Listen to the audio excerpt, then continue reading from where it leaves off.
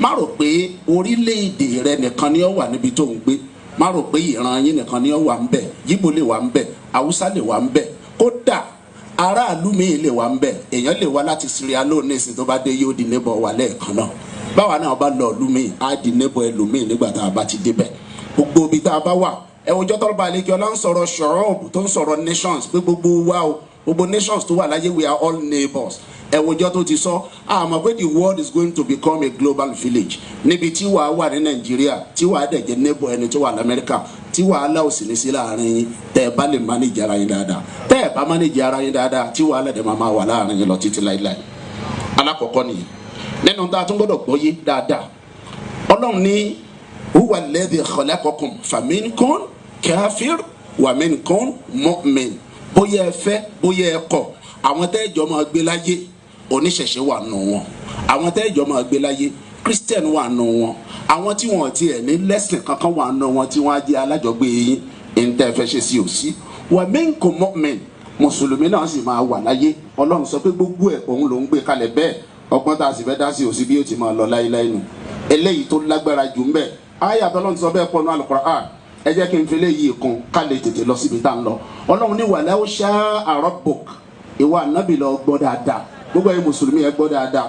Tó bá ṣe pé ọba àlékè ọlá fẹ́ ni la ja'ala an-nasa ummatan wahida, mi bá ṣe kó ṣe pé ẹ̀sìn kan ni ó wà láyé, ṣùgbọ́n kò wù mí kó rí bẹ́ẹ̀. Ọlọ́run ní wala yazaluna mukhtalifin, táyé òfin ní jáyé mọ́ ní Christian máa wà, lóníṣẹ̀ṣẹ̀ á máa wà, àwọn animist á wà, mùsùlùmí á wà, gbogbo wa pátá la máa wà láyé. Kò sí kí gbogbo pásítọ̀ tí ń bẹ láyé ṣe wàásù jù bẹ́ẹ̀ lọ, gbogbo ayé ò ní di Christian. Gbogbo àwa lè mọ́mù tá a wà mí kí bàbá ìmọ̀mù Ìbàdàn ṣáájú káwa tó kù tẹ̀lé ká máa polongo Islam jù bẹ́ẹ̀ lọ, gbogbo ayé ò lè di mùsùlùmí láíláí. Àwọn oníṣẹ̀ṣe ẹ jẹ́ kí wọ́n ṣe gbogbo ohun tí wọ́n ṣe jù bẹ́ẹ̀ lọ, gbogbo ayé ò ní di oníṣẹ̀ṣe. Ọlọ́run lémi ni mo design ayé bẹ́ẹ̀. Walau sha'a rabbuk, ká sọ pé wù mí ni la ja'ala an-nasa ummatan wahida, ṣùgbọ́n kò wù mí Ọlọ́run bẹ́ẹ̀ tí mo bá lọ́nà. Torí bẹ́ẹ̀ lóò ṣe gbọ́dọ̀ fúnra ẹ ní problem nítorí pé nìkan jẹ́ ẹlẹ́sìn mi, àbójẹ́ ìran mi, àbójẹ́ ẹ̀yà mi.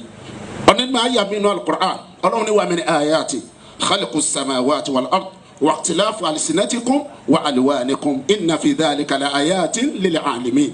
Ọba àlekè ọlá sọ fún wa wípé nínú mẹ́rìírí Ọlọ́run tèmi Ọlọ́run ṣe òun ni pé mo jẹ́ kí èdè pọ̀ láyé, mo sì jẹ́ kí ẹ̀yà pọ̀ láyé. Èmi ni mo design ẹ̀ bẹ́ẹ̀, ó dẹ̀ ní agbára lórí ntọ́ba àlekè ọlá design.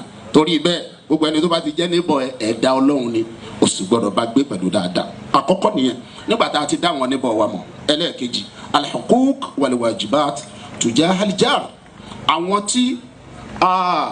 tá a jọ ń bá gbé yìí, tá a jọ ń bára wa gbé, àwọn nǹkan wo la gbọ́dọ̀ ṣe fún wọn, àwọn nǹkan wo la sì gbọ́dọ̀ ṣe.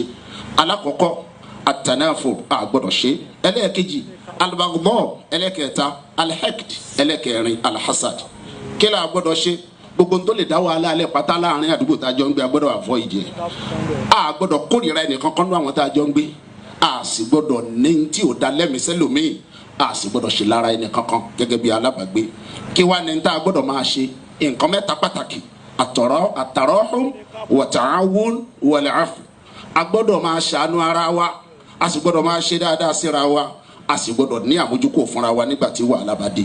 Àwa mùsùlùmí ẹ jẹ́ á mọ̀ dáadáa pé Ọlọ́run ní wailul lil musallin alladhina hum fi salatihim sahun walladhina hum yura'un wa yamna'una al-ma'un. Ọlọ́run sọ pé gbogbo ẹnikẹ́ni tí ò bá ṣe dáadáa sára àdúgbò ẹ̀ tó ń fi ẹ̀tọ́ ará àdúgbò dùn tó bá kírun Ọlọ́run ò ní gbà. Take it or you leave it. Àyà Quran ni Ọlọ́run ló sọ bẹ́ẹ̀ fún wa. Ṣé rí ẹ jẹ́ n kí àdìsí méjì kí n parí ìdánilẹ́kọ̀ọ́ yìí. Ànábì ní wallahi la yu'min, Ànábì ní òun fi Ọlọ́run búra ó kì í ṣe mùsùlùmí òdodo. Wallahi la yu'min, ó yìí ṣe mùsùlùmí òdodo. Wallahi la yu'min, ó kì í ṣe mùsùlùmí òdodo. Tálẹ́ni náà ẹni tó ṣe pé aljaru alladhi la ya'manu jaruhu bawa'iqahu, gbogbo ẹnikẹ́ni tó bá ń báyàn gbé tó péré ẹni mùsùlùmí táwọn ará àdúgbò ẹ tí wọ́n ń rí ìnira látara kó ń bá wọn ṣe, gbàgbé ẹ mùsùlùmí kọ́ ni ẹ. Tó bá dàlí kí á mọ Ọlọ́run ò ní recognize gẹ́gẹ́ bí muslim. Tá a bá wá ń bára wa gbé dáadáa, àǹfààní wo ló wà ń bẹ? Alákọ̀ọ́kọ́ as-salama al-wahda at-tarqiya, as-salama al-wahda at-tarqiya. Àkọ́kọ́ àlàáfíà máa wà ládùúgbò tá a bá ti ń bára wa gbé pẹ̀lú dáadáa. Ẹlẹ́ẹ̀kejì ìṣọ̀kan á wà ń bẹ, ibi tí ìṣọ̀kan bá dẹ̀ ti wà ìlọsíwájú máa wà ń bẹ. ẹ jẹ́ n ka hadisi eléyìí kí n parí ẹ̀. Ànábì ní man amala nasa, ẹ jẹ́ àpèlè yìí dáadáa. Kò sí bá a ṣe níjọba ara wa ṣe ní gbogbo ibi tá a bá ti ń gbé, tó o bá ti wá ń bá èèyàn ṣe láyé ń tá a fi máa mọ̀ ẹ́ léèyàn gidi, falam yadlimuhum, o gbọ́dọ̀ ṣàbòsí sẹ́ni tó ń bá ṣe, wa haddathahum, tó o bá ń bá èèyàn sọ̀rọ̀, falam yakdhibuhum, o gbọ́dọ̀ parọ́ fáwọn ará àdúgbò ẹ̀, idha wa'adahum, bó o bá ṣàdéhùn fáwọn èèyàn, falam yukhlifuhum, o gbọ́dọ̀ yapa àdéhùn tó ṣe. Ìwọ tó o bá ní nǹkan mẹ́tẹ̀ẹ̀ta yìí, fahuwa man kamulat muru'atuhu, òun lẹni tí jọmọlúwàbí ẹ̀ pé, wa dhaharat adalatuhu, òun lẹni tó dúró déédéé, wa wajabat ukhuwatuhu, irú ẹni bẹ́ẹ̀ la lè bá gbé àdúgbò. Aqulu qawli hadha astaghfirullah li wa lakum.